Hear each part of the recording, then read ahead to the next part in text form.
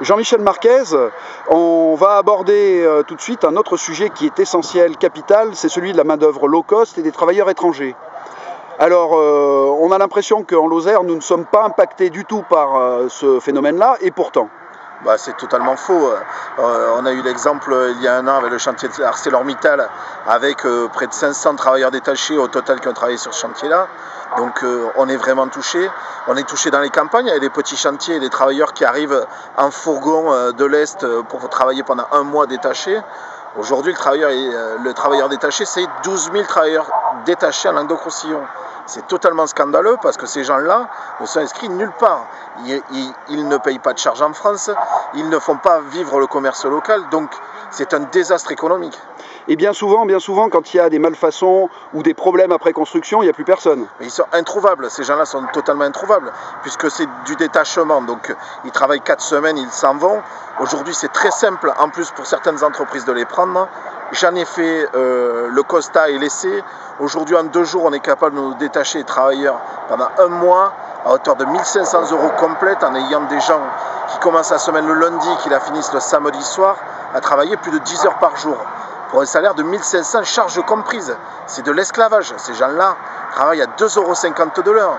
C'est de l'esclavage moderne. C'est un scandale. Aussi, le problème des nouvelles énergies, avec beaucoup de choses à redire. Les nouvelles énergies, c'est l'histoire de la cogénération.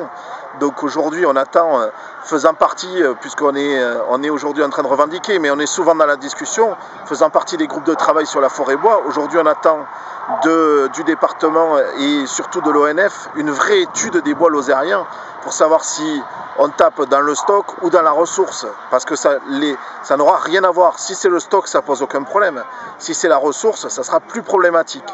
Aujourd'hui, le projet E.ON va prendre 850 000 mètres cubes de bois sur toute la région, puisque c'est Gardanne. Mais aujourd'hui, on veut être sûr que ce n'est pas la ressource locale qui va être brûlée pour les intérêts de fonds de pension étrangers, et une chaudière qui va aujourd'hui fonctionner à 30% de rendement. Et au point de vue photovoltaïque, il y a aussi des dérives, non? Il y a eu des dérives, mais voilà, on en est aussi au point où en faisant appel à des entreprises et de la main-d'œuvre low cost, on a du travail qui est fait, qui est écœurant derrière, avec des procédures derrière. Aujourd'hui, si on doit faire appel à une entreprise pour du photovoltaïque, on a des entreprises, nous à la CAPEB, qui sont formées, diplômées et qui permettent d'avoir des chantiers sans aucun souci, et pas des travailleurs roumains ou lituaniens qui travaillent sur ces toits-là.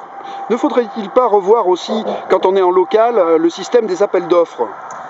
Vous savez, on dénonce depuis un moment les appels d'offres, mais il faut nous expliquer comment certains élus lozériens arrivent à avoir des appels d'offres où ils ont 95% ou 98% d'entreprises lozériennes sur leurs appels d'offres, et les autres chantiers où on arrive à avoir que des entreprises qui arrivent de droite et d'ailleurs. Donc aujourd'hui, il faut qu'il y ait une vraie prise de conscience des élus. La Lozère, je le redis, c'est un artisan pour 36 habitants, le taux le plus élevé de France. Donc on a vraiment besoin d'une prise de conscience des élus pour donner les marchés publics aux entreprises locales. C'est fondamental. Monsieur Marquez, merci. Merci à vous.